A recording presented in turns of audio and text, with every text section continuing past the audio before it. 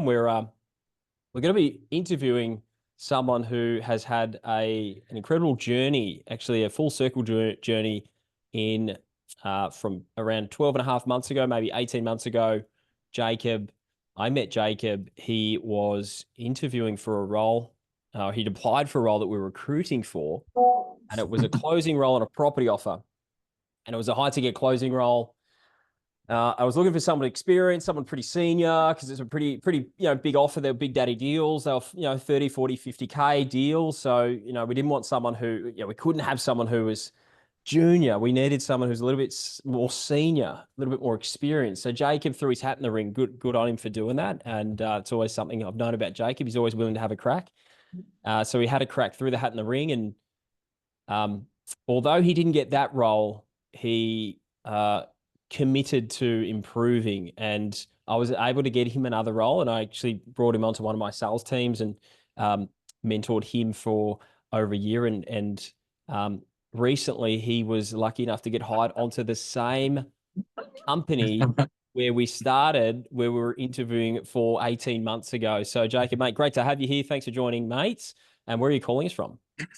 Mate, calling from sunny Da Nang, Vietnam, for people that don't know Da Nang. So it's funny, yeah, bit of a full circle moment. It's actually only 11 months. So it's been 11 months since our first contact. Mate, that's not great. quite 18. Yeah. Yes, sweet. So the memory bank, I think that's nearing 40 for anyone on the call who's nearing 40, the memory goes. 11 months. So it was 11 months ago. Yeah, and it's just super funny, yeah.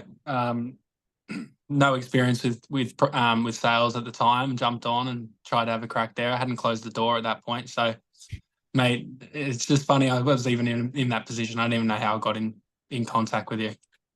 Yes, well, yeah, well, let's kind of start from the start. We'll start how you got into remote sales. Like you're in Da Nang, which is Vietnam, which sounds like a pleasant little joint in Southeast Asia. So, footy player, what happened? Where were you? What was sort of the issues that led you to sort of getting into remote sales? How did you become aware of it? What was happening prior to your sort of career and jumping into remote sales? Yeah, so the dream was always to be an NRL, like a rugby league player, NRL, and that was like my main focus. And I'll cut a really long story short, but that was my focus ever since I was a kid, and got to a fortunate stage of signing a couple-year deal with one of the NRL clubs in Sydney. But unfortunately, had got injured. So I basically got told I can't play footy anymore. So then I went into like a stage of not knowing what I wanted to do. And then I had a couple of jobs I was bouncing around with, and I didn't know what kind of avenue I was going to take. And I ended up working in like a real estate firm in Sydney, just as like an associate buyer's agent. Was doing that for 6 months, and then I had a friend that was, trying his hand at appointment setting, and I kind of looked at him and saw what he was able to do, and found a real interest with it. And then, like 2 weeks later, I quit my job in real estate and went for a closing role. And then That's where I met you, man. And then you obviously saw something in me, and then you put me on the setting role. So that was the entry into sales in a bit of a nutshell for you. So injured. What was the injury, by the way? I actually don't know. I don't think we've covered this. Yeah. So basically, so many injuries. So I broke my humerus ulnar.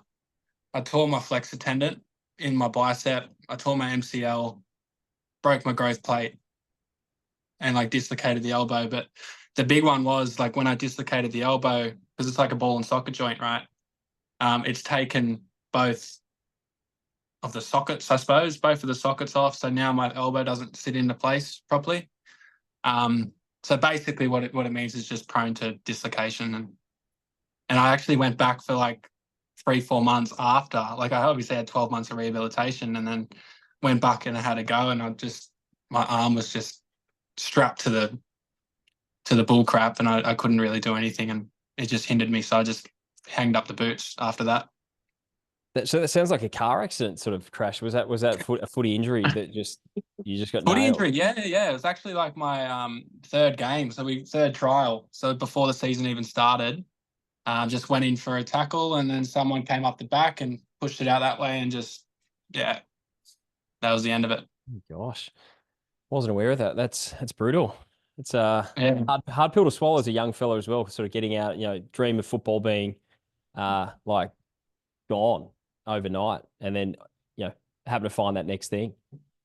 Yeah, it was massive, man. The transition after that, because obviously it's something that you've been working for, like not for a couple of years, it's like your whole life. Like I started playing footy when I was under sixes. I made my first rep team at 14, 15, and then from there it was always a priority. So for it to just go away in one tackle was a bit tough, but also like afterwards and not knowing where to go from there was arguably even tougher. So Yeah, I would agree.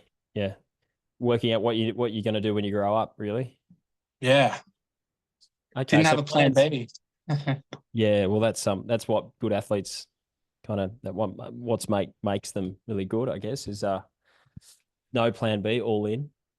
So we're Mm. plan B now. You started throwing your hat in the ring. Your mate was doing appointment setting, and somehow you landed in this world of high ticket sales. You're on an interview with me. You jump into a role. I guess mate, look, from your perspective, like I know what I've experienced, but from your perspective, how was it, man, jumping into a sales team? It was a property education offer, pretty high performance type of environment. You'd never set before. Talk us through that, man. Yeah. Well, the transition, I thought like I was so interested in it. Like when I got the call up to go in, I was so interested to like learn and dive in. And obviously that offer that we were on and we were working in, it was like one of the best offers in Australia at the time. So um, there can be like a bit of a stage in a setter's person, like especially when they're starting out, they're getting landed on crappy offers and what have you. I was actually quite fortunate enough to actually hit one of the best offers from the start, which is good. But I think just getting in there and learning and knowing that I had that goal to eventually become a closer, it made the day to day really easy. I knew why I was there. I knew what I was trying to achieve. So I was just enjoying the process. Um, Okay. And then you know. you managed to jump in and pretty quickly you became one of the top performers on the team. I think first month. What was the first month and second month from your memory? I remember them to be pretty solid. Um, the first month, I think it was like 18 closed sets. I think I clocked in second or something on the first one, the first full month. Yep. And then I think second one, yeah, I kind of hit the top mark from the second month. So 18 close sets on that offer would have equated to about 120 to 140K. Yeah, probably 140, 150K in rev, Yep. probably something like that. How good? How good? And so you jumped in there. You're starting to get on the top of the leaderboard. Like what? I guess for people who are thinking about getting into remote sales or who are in remote sales at the moment, like what is it like as an appointment setter? What sort of activities are you doing? Yeah. What are you doing day to day to get your results, to get this 18, to get the 150K in revenue? Yeah, definitely. Like it's time management a lot for an appointment setup, right? You need to utilize your white space. Always have a plan of what you're doing next after you finish your task. So having a plan of what you're doing in your white space, but also kind of just knowing what you're actually trying to work towards. So set yourself weekly goals. You want to talk to X amount of people. You want to get X amount of deals this week, and kind of scale it back to what you need to do on a day to day, right? Whether it is doing 50 dials, 100 dials, 150 dials, to hit that mark, you just always need to know kind of what you're doing and keeping the pipeline always tight and make sure you always have a process of where to go and making the most out of your time. Couldn't agree That's how more. you succeed, because when you look at white spaces as like a free time, you're never going to really progress. You're always going to kind of stay at the mediocre range, and you can't progress.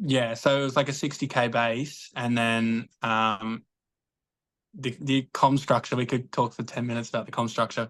It's like you hit it's like $100 a close set, and then after that it goes to like accelerator pack. Yeah, it's a whole thing. There's a whole thing. Yeah, There's a whole thing to it. Yeah.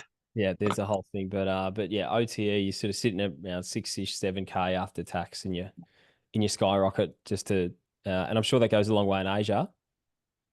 Yeah, mate. I got a Vietnamese roll yesterday for $1.10 Aussie, like a proper like Like a band me.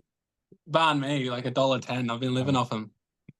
So my man, grocery bills are like $12 a week, so it's unreal. cost of living crisis here in Australia, and here is dollar banh mi's. I think we might have a few people moving over to Vietnam after this call. Yeah, I reckon. No, cool, man. Nah, Let's it's chat been about then. Let's chat about the move into closing then. So this is always on the radar from day one. You wanted to jump the gun and just go straight from footy to closing one of the most prestigious offers in Australia, or not property offers in Australia. yeah. Weren't successful in that attempt, but it was always your intention to get there. And so uh, the role came available. We became, we're working on behalf of that client in terms of as a recruiter. So we had the role advertised, and then so we chatted. You came to us and looking at progressing, and mate, through the hat in the ring, which was, but by this stage you'd had now, which I Yeah, I think it was 10 months. you incorrectly thought it was 18 months, but you've had just a bit under a No, year so under the first day, saddle. first day of setting was August, end of August last year. So yeah, I had like 10 months under my belt, and like 10 months as a setter, like calling every day. I was training every afternoon, for closing as well. Like it wasn't just work for me. Like it was like after work, it was before work. I was running call reviews. I was running mock calls. Like, um, yeah, it was a really big goal of mine. So yeah, when the opportunity came around to actually have a crack and go for one of the biggest property offers in Australia, I just had to have a crack and just see how I went. So yeah, you're prepared. Yeah, Talk. Yeah. I was prepared. Yeah, I'd It's like to very think so. similar to footy, man. It sounds like you've got the mindset. It's interesting how like athletes, the way that athletes approach their preparation and their training, and to put themselves in the best condition for game day. And it seems to sort of cross over a lot in sales. So a lot of athletes do really well in sales and business because of that. So it sounds like you sort of you took the energy that you weren't able to put into your footy, and you put it into your sales career. 100%. Yeah, like we compare it to all the time. Obviously, we've known it's the perfect analogy. It's the perfect analogy comparing like an athlete's background to sales, because a career in sales, it's a performance-based industry, just like rugby league, just like any sport. So to improve performance, you need to be fully immersed in it. When you clock off for the day, you don't just go out and go to the beach or what have you. You go in, you say, what could I have done better? What could take me that 1% extra for next week, and then the 1% the week after, and that's what is really the key to exceeding and progressing in sales, I found, and sport. So yeah, and actually I jog my own memory, but like you joined our mentorship before applying, just to sort of sharpen. That was actually the reason you jumped into the mentorship. Hey, you jumped into the mentorship too.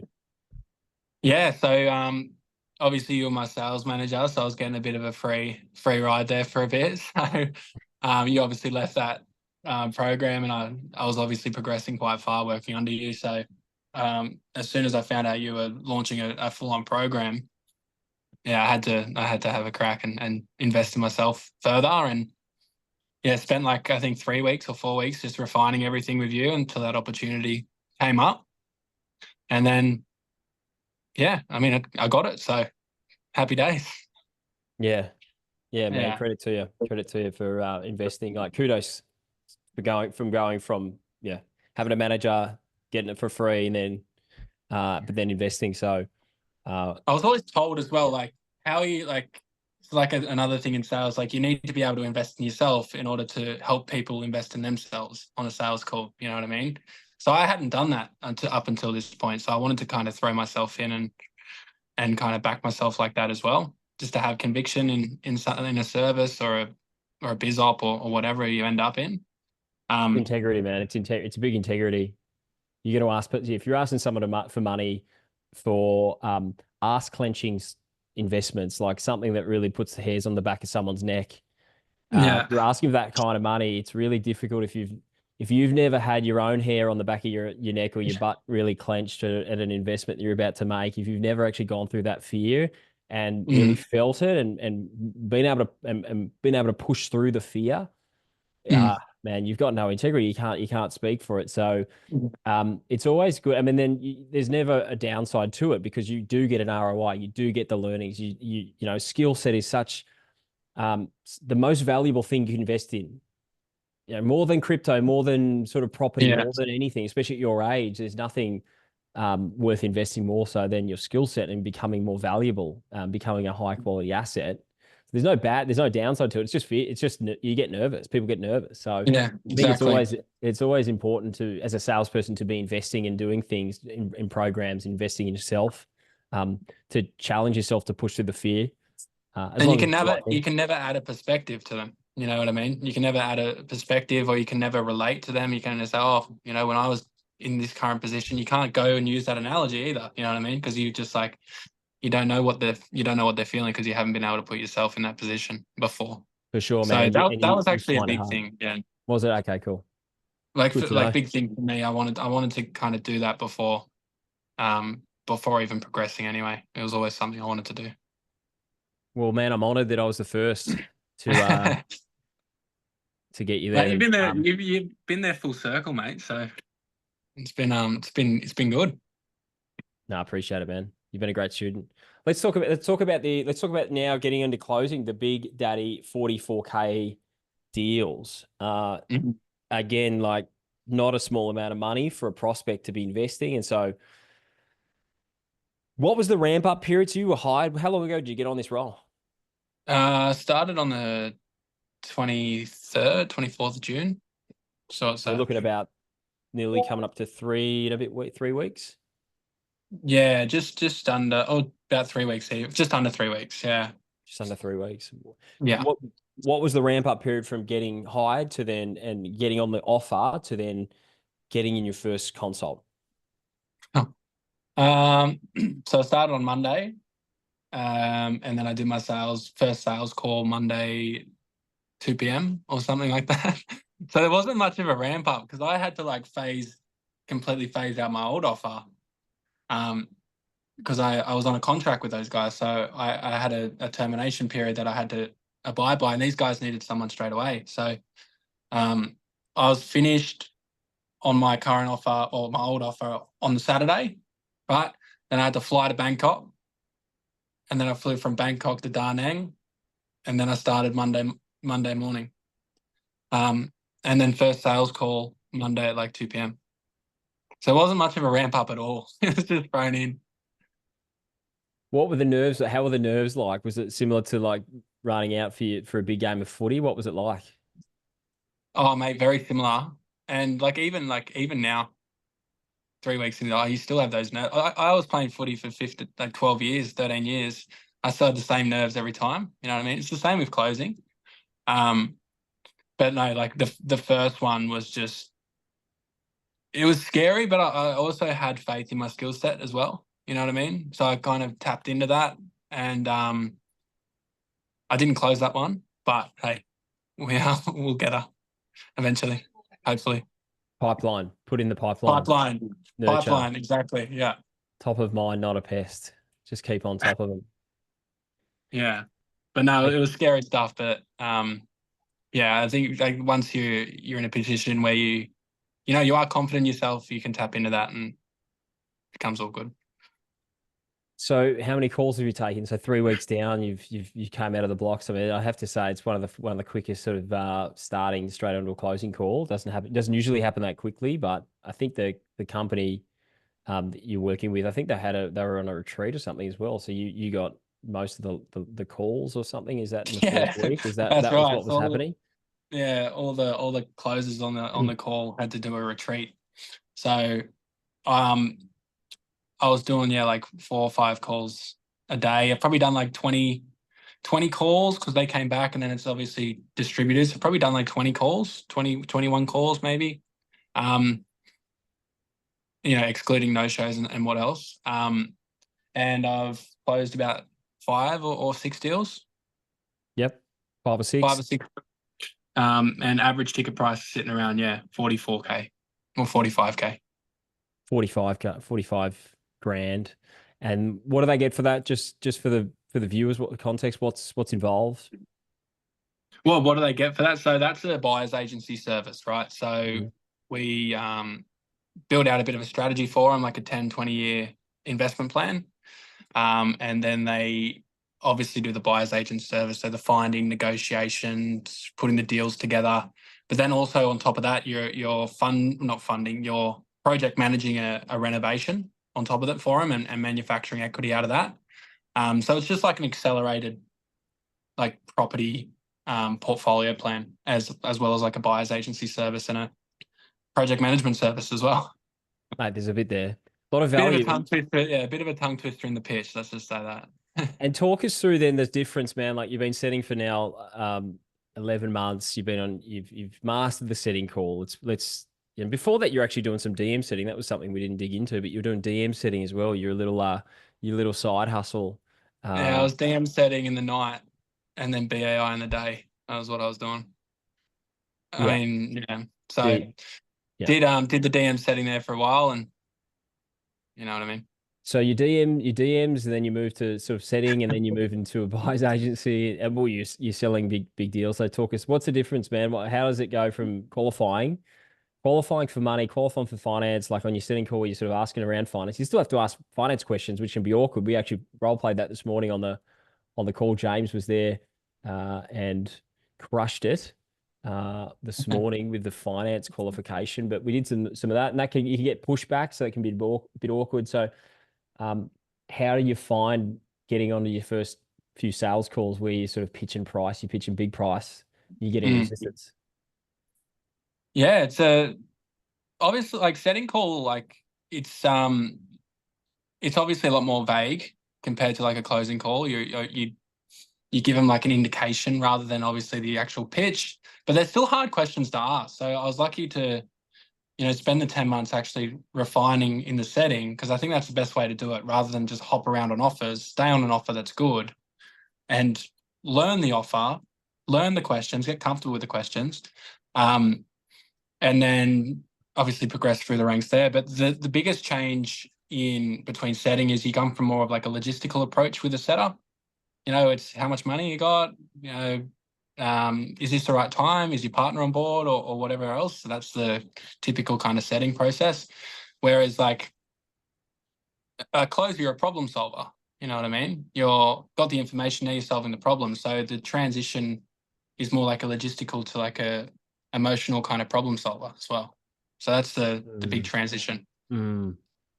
And what are the skills that you think a closer needs, that a setter really needs to develop, that really differentiate, that kind of separates a closer or someone who's a setter who's doing well as a setter but isn't quite ready to jump into closing? What do you think the main skill set is there?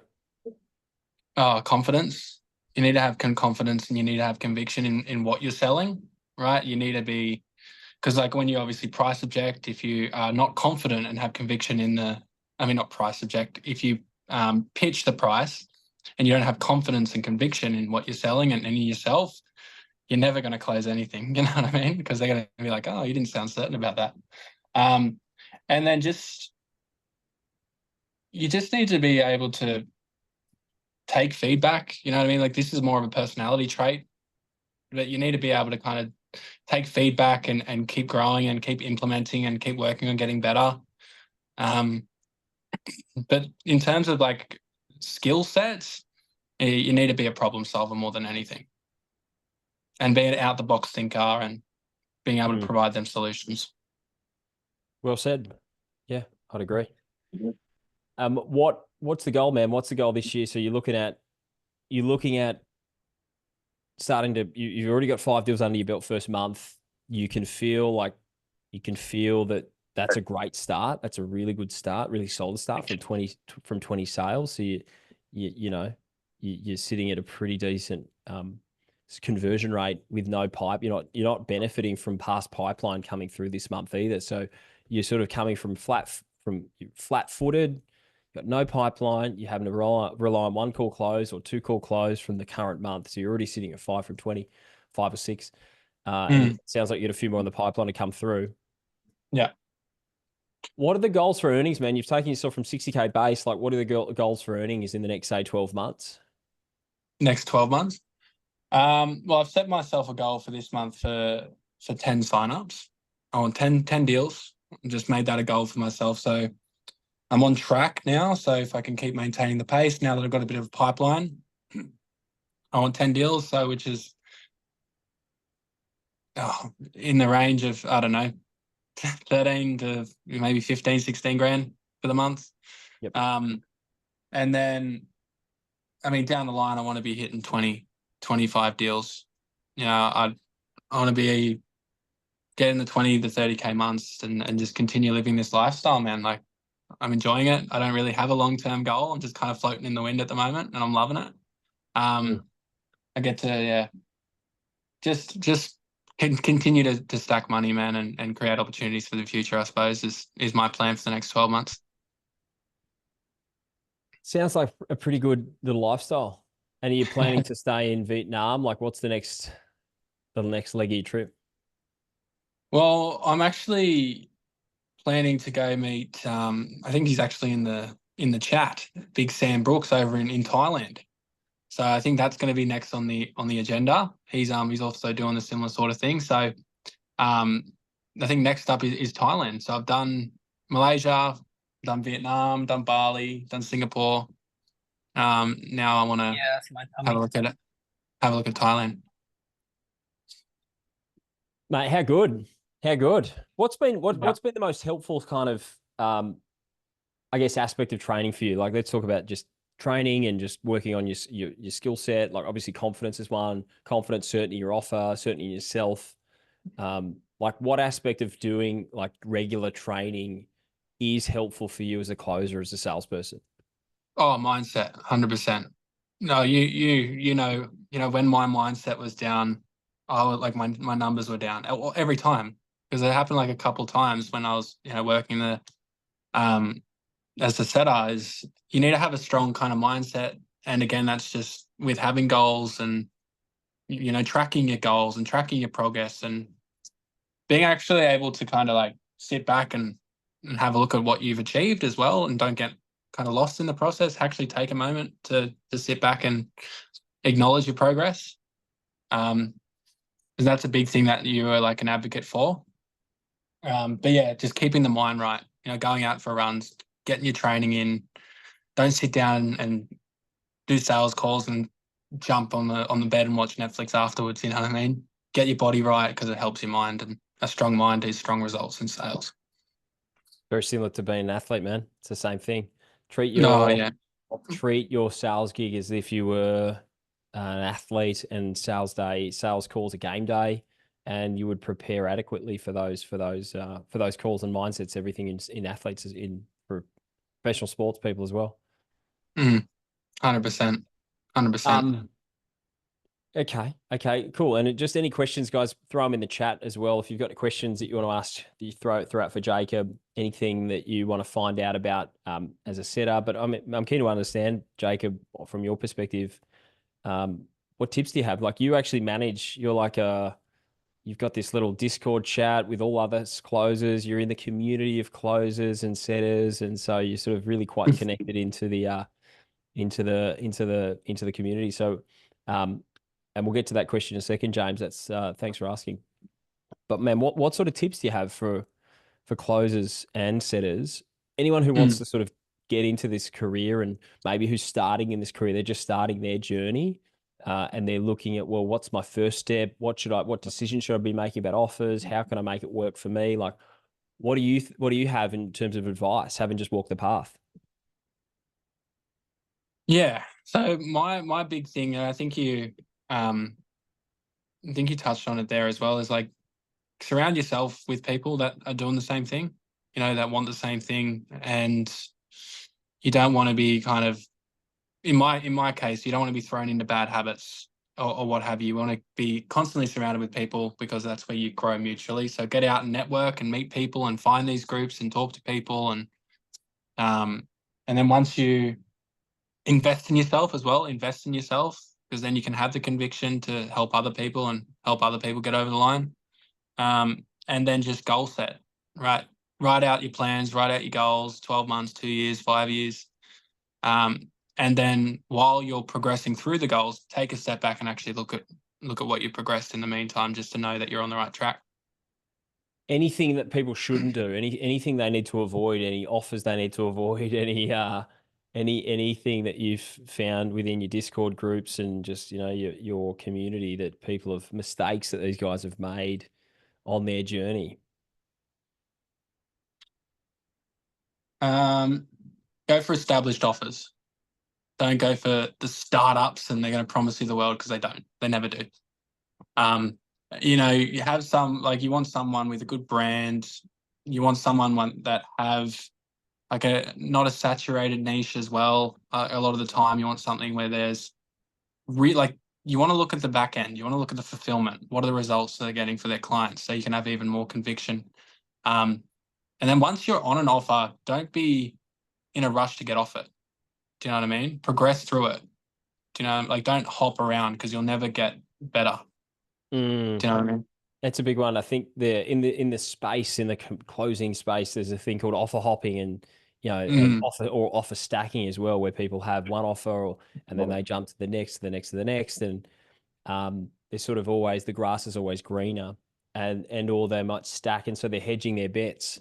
They've got like 2 or 3 on the go, and nothing is getting their full attention, and it's like you're chasing too many rabbits. If you chase 2 rabbits, you'll catch none. So I think there's something to be said. I think there is something to be said for hedging if you can fit it in, and it doesn't really take too much brain space. You can stack some offers. You can do a couple of, if it's really going to work for you, and if that's the best situation that you found, then that's fine. But if you have an offer which, if you dedicate full focus and if you knuckle down, you can extract maximum value, then that's my recommendation, is to really zero in your focus and not to be too distracted on multiple offers. 100%. I think, yeah, go. The goal is to close more, not add more to the calendar. You know what I mean? And if you're hopping around, you never get to know the full inside of a company or of an offer if you're hopping all the time, right? So if you're balancing 2, 3 offers, you're just adding more calls and more into your day, and then you can actually just earn the same amount of income if you just nail that one offer, right? And just with half the calls. So that's another kind of insight. And you seem to have found it reasonably straightforward to get on an offer, to get on offers, to just, to evaluate offers. Like, what about the application process, interview process? Like, what about the volume of applications that you've put out there? What about the sort of approach you've had to interviews? Because, you've seemed to have, even though you didn't get the first offer you got on, it led to a different opportunity. So what have you learned from that experience, I guess? Let's put this off the record, right? Like, just fake it till you make it, right? You just get on there. You just be confident. Just be confident that you're an asset. Like, you just want to be an asset to that company, and you need to be able to portray that as well. And because if you're, putting the time and energy in, that confidence just comes with it, right? And then once you're on the interview process and you're speaking to people, you talk and you try and own it. You just try and own the interview. I can't really give you much more. I love your coachability as well. One thing I think coachability is a big key. So always being open to feedback and being coachable. That's something I've certainly seen with yourself.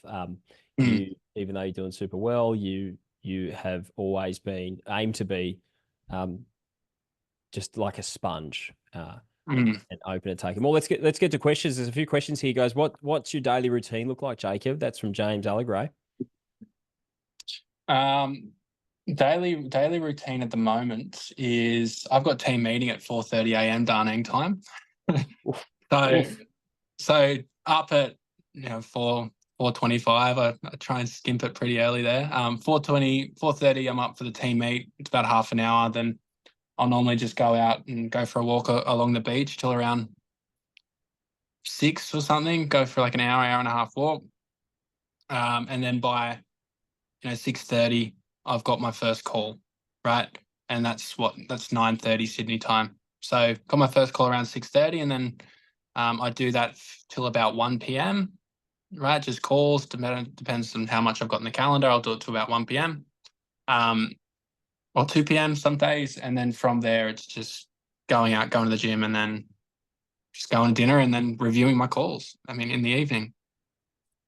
What's your process for review?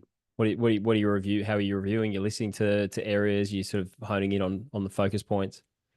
Yeah, my big one at the moment is just like the discovery, right? Like being able to like just review the discovery phase of the call, like probing in and just what I did good, what I need to change, how did I objection handle, what kind of changes I made. So I record all my phone, record all my calls on voice memos on my phone. So I just have like a notes document actually from the program that you have. I've got obviously your call review notes there.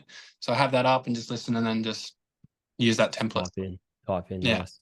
Yeah, nice. And then just.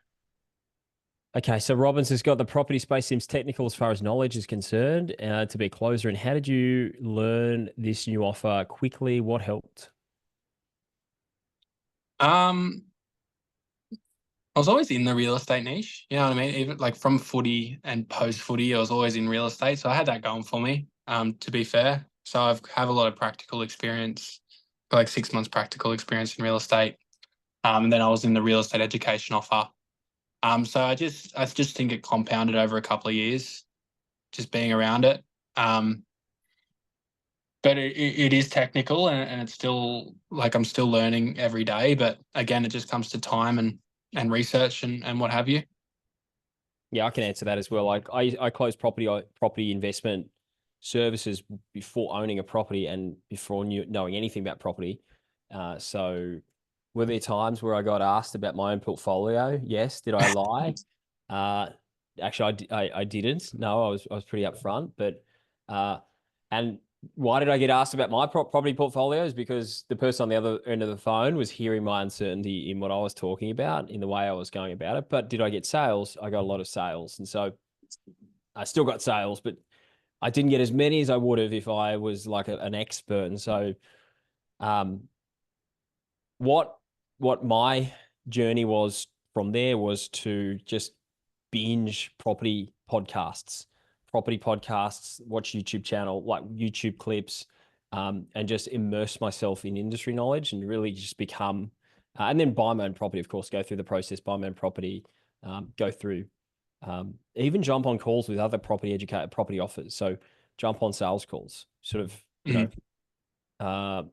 if you are really just wanting to study and learn, then you didn't hear this hit from me, but if you don't have the finance, and maybe you can sort of get a bit creative with your application just so that you can actually make it to a call or two and go through that process. But any sort of industry you're looking to learn a bit more about, that's what I would do. I'd find the podcast because you can go into the long form conversation, you can really immerse yourself, you can become a bloody expert. Like a lot of these, you get some of the top experts in any industry on podcasts, and they give you all of their top tips and learnings. And then just get on sales calls, like jump on sales calls, go through the process, hear how they pitch, hear what questions they're asking you. That's really helpful. Robbins. Get in the funnel. Get in the funnel. And as a salesperson, one thing I do a lot is I jump on sales calls. I do it, and I like to see how other people sell. Throw objections at them. Yeah, just interested to see. I see ads, I jump on. I think it can be helpful. And you meet good people as well. If you're a recruiter, sometimes you might meet someone who's a good candidate. But alrighty, let's move to Gavin Allen. Well done. Thanks for asking this, Gavin. Yeah, spot on, Chris. My question was going to be, Jacob, what you know now would you tell yourself back when you were starting remote sales? I mean, let's ask that. What would you tell yourself starting a remote sales that you know now after the ripe old age of 11 months in the career? You know, like if I was considering jumping in, is that Just the how would you question? mentor? How would you go back and just sit yourself down, tap him on the shoulder, sit him down, and just go, "Hey, here's some wisdom to share. Here's how you should navigate. Here's what you could do differently. Here's something to learn for the next 11 months." I say, look, man, if you actually commit to it and dial in, you'll actually achieve the goals. And I'd probably just tell myself to try and to stick to one process. Don't just stay to one process. Get as much feedback as you can. Don't be like, all feedback's good feedback. Don't get a damaged ego if someone says you're doing this wrong or so you're doing this wrong. Take it as value and implement. Because I found a lot of people a lot of setters I've come across like that have had value put back on them and directions of how to do it better. Like they really close themselves off. Don't do that. Just take it as like a free training lesson. So always stay open-minded to getting better. And I have to revert back to it again, is just set yourself goals. Set yourself goals and just action the steps every single day. That's just what I would do. Perfect. Alistair D'Souza, what's the next step what's the next steps we can take from here to put ourselves on the path that you're on, Jacob, from Alistair? Um, well, yeah, it just depends on the starting point, I suppose. But um, if you want to learn the skill, I don't know if you're in sales at the moment or kind of where you're at, but if you want to learn the skill, I'd advise to pay someone that knows the skill to teach you the skill. And then obviously tapping into a network like you do with one of these programs, it opens the door of opportunities to get good roles, and you meet other people, and then your network grows. So if you're wanting to kind of start on this journey, I would invest in yourself, because you've knocked the ball, you need the conviction to sell stuff to people. And then you've made a commitment within yourself that can translate to other people. And then you're accessing class training and a community and a recruitment biz as well, in this case. Thanks for the plug, mate. Appreciate that. Yeah, feel free to drop me a DM, Alistair. We can chat as well. Gavin Allen, also, how much preparation or role playing are you doing day to day, week to week, outside of client calls?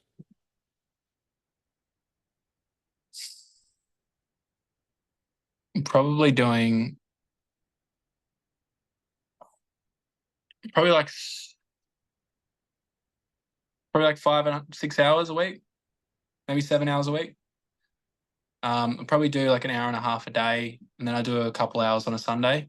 So maybe like 8 hours a week on top of the calls.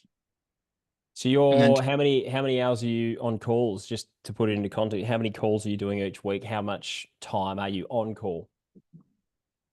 on call, I'm probably doing like probably 3.5 hours of actually talking to clients a day, 3 hours. And then every afternoon it's like an hour and a half, 2 hours of just reviewing those and doing role plays with other people as well in the industry.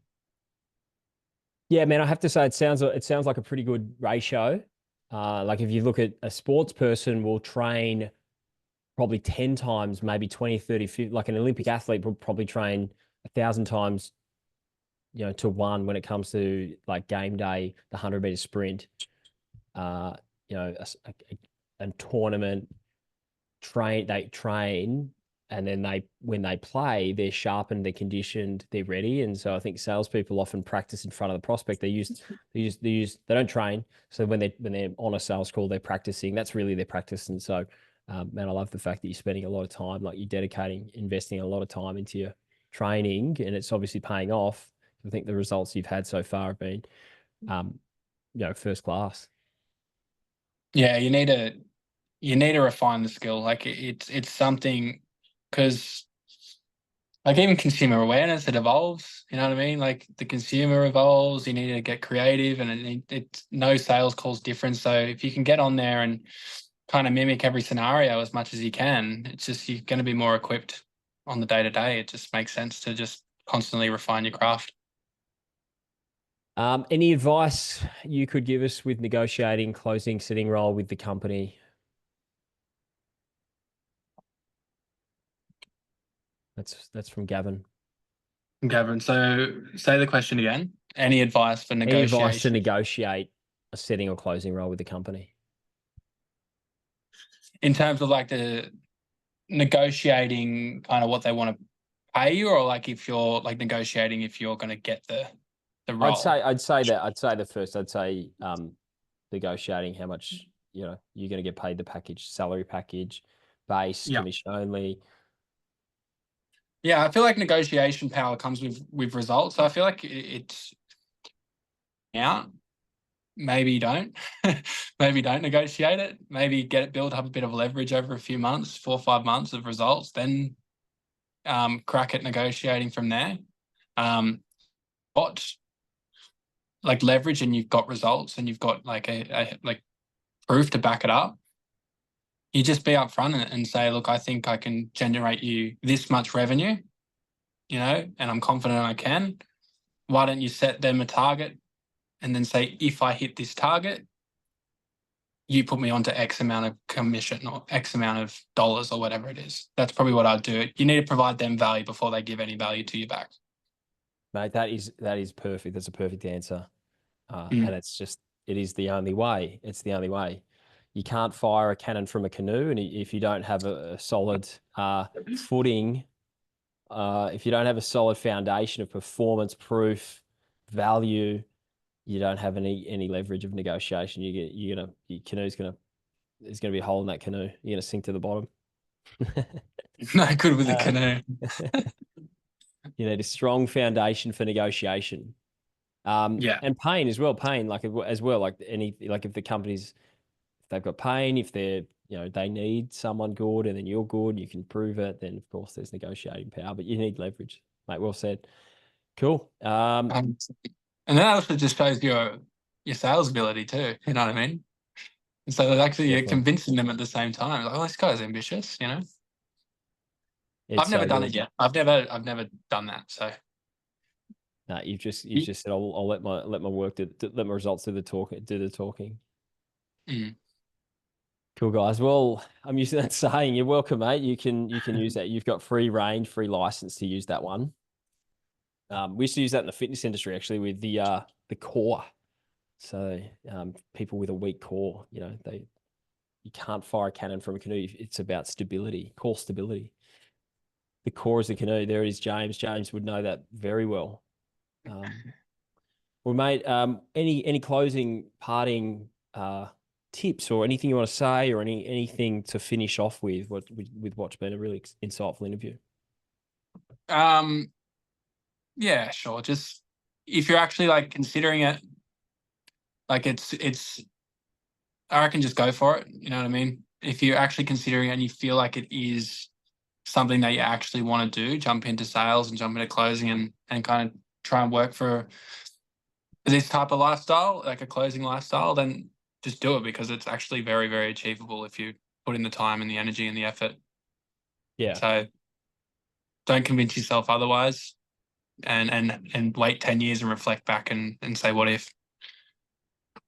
Powerful.